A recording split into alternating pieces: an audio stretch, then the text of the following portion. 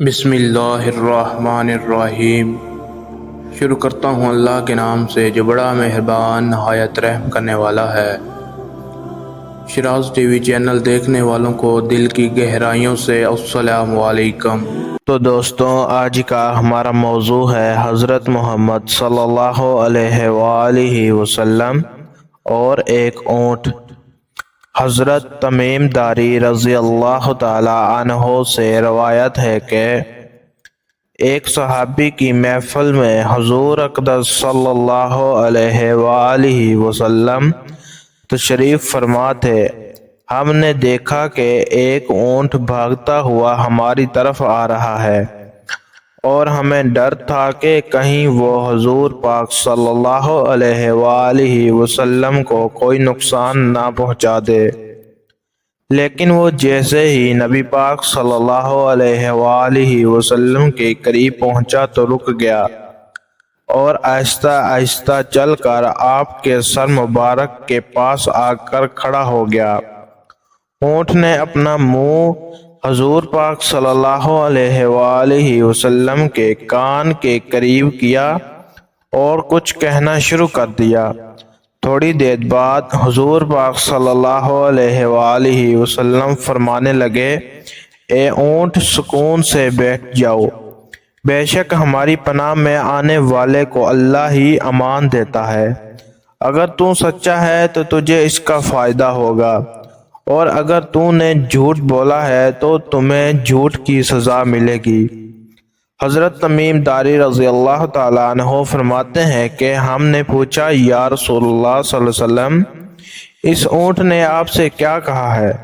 آپ صلی اللہ علیہ وآلہ وسلم نے فرمایا کہ یہ اونٹ کہہ رہا ہے کہ میرے مالک نے مجھے ذبح کر کے کھانے کا ارادہ بنا لیا ہے، اس لیے یہ ان سے بھاگ آیا ہے اور میرے سے مدد مانگ رہے ہیں۔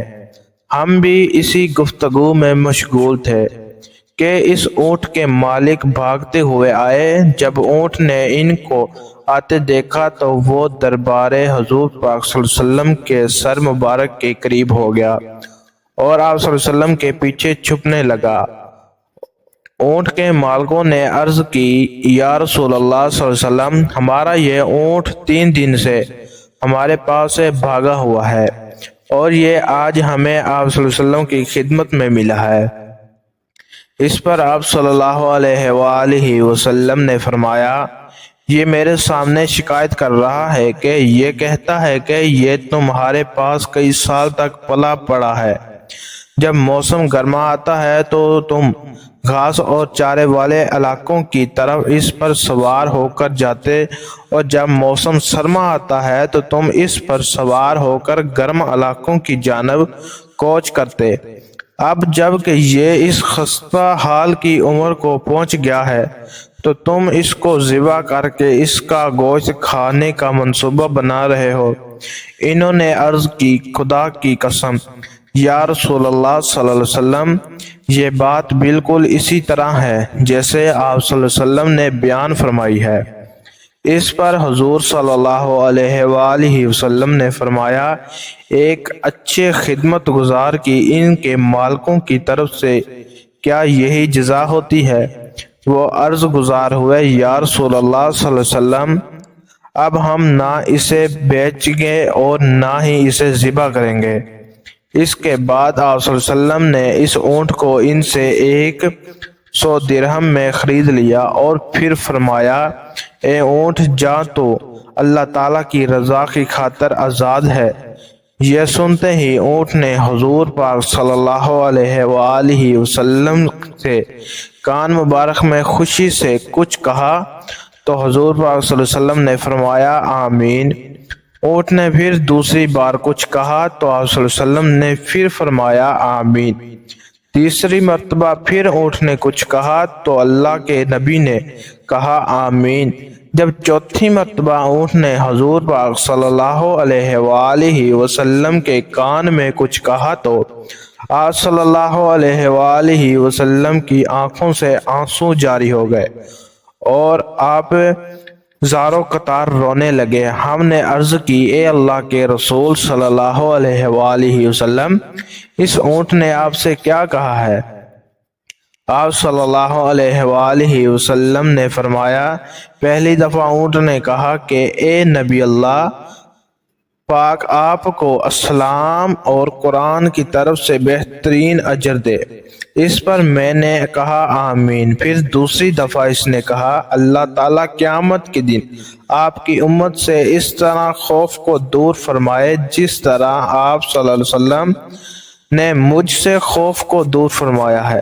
تو میں نے کہا آمین۔ پھر اس نے دعا کی کہ اللہ تعالیٰ دشمنوں سے آپ صلی اللہ علیہ وسلم کی امت کے خون کو اسی طرح محفوظ رکھے جس طرح آپ نے میرا خون محفوظ فرمایا ہے۔